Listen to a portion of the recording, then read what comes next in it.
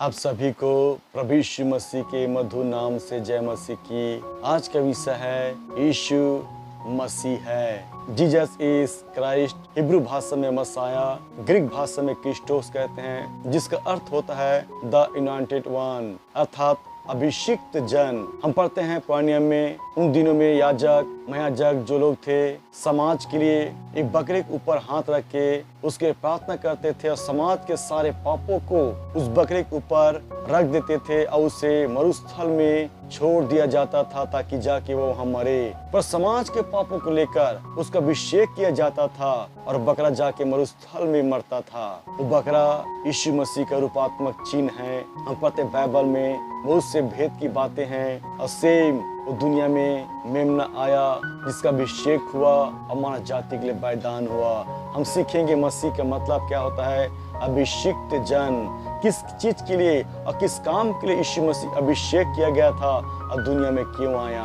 मत्ती 1:16 याकूब से यीशु उत्पन्न हुआ जो मरियम का पति था और मरियम से यीशु जो मसीह कहलाता है उत्पन्न हुआ। यीशु मसीह ने एक बात को कहा, लूका 4:18 प्रभु का आत्मा मुझ पर है इसलिए कि उसने कंगालों को सुसमाचार सुनाने के लिए मेरा अभिषेक किया है और मुझे इसलिए भेजा कि बंदियों को छुटकारे का और अंधों को दृष्टि पाने का सुसमाचार प्रचार करूं और कुचले हुओं को छुड़ाऊं और प्रभु के प्रसन्न रहने के वर्ष का प्रचार करूं। That is the purpose of the Christ. Yeshu Masih का अभिषेक क्यों किया गया था और दुनिया में क्यों आया। आगे हम पढ़ते हैं प्रेरितों काम 10:38 में लिखा है, परमेश्वर ने किस स्थिति से यीशु नासरी को पवित्र आत्मा और सामर्थ से अभिषेक किया, वो भलाई करता और सबको जो शैतान के सताए हुए थे अच्छा करता फिरा, क्योंकि परमेश्वर उसके साथ था। दुनिया में यीशु मसीह पवित्र आत्मा द्वारा आया कुमारी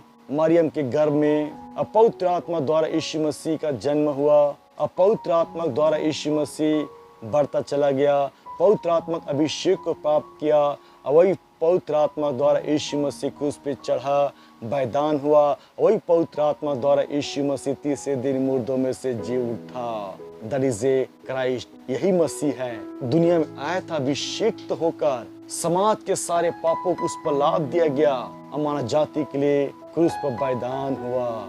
मस्सा करना, यीशु मसीह को मानव जाति के लिए मस्सा किया गया था और सारे मानव जाति के लिए एक व्यक्ति को बलिदान होना अवश्य था, वो था मसीह।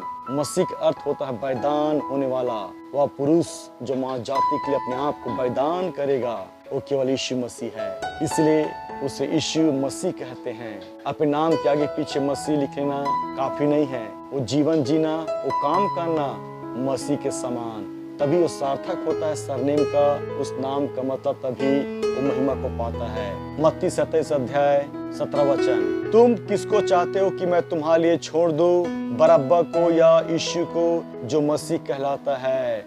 जब समय आया प्रभु यीशु मसीह का बलिदान होने का, तब देखते हैं बरअब्बा जो डाकू था, सब जानते थे वो अपराधी है, लेकिन समाज के लोगों ने उस बरअब्बा को मांग लिया और मसीह को क्रूस पर चढ़ाने के लिए उसे लोगों ने चिल्लाया कि इसे क्रूस पर चढ़ा दो, क्रूस पर चढ़ा दो। जो उद्देश्य था परमेश्वर का वो सार्थक पूरा हुआ। जिस काम के लिए यीशु मसीह आया था मस्सा होकर, जिसे अभिषिक्त किया गया था बलिदान होने के लिए, यदि लोग यीशु मसीह को मांग लेते तो फिर जो लिखा है भविष्यवाणी जो किया गया था बाइबल में वो कदापि पूरा नहीं होता।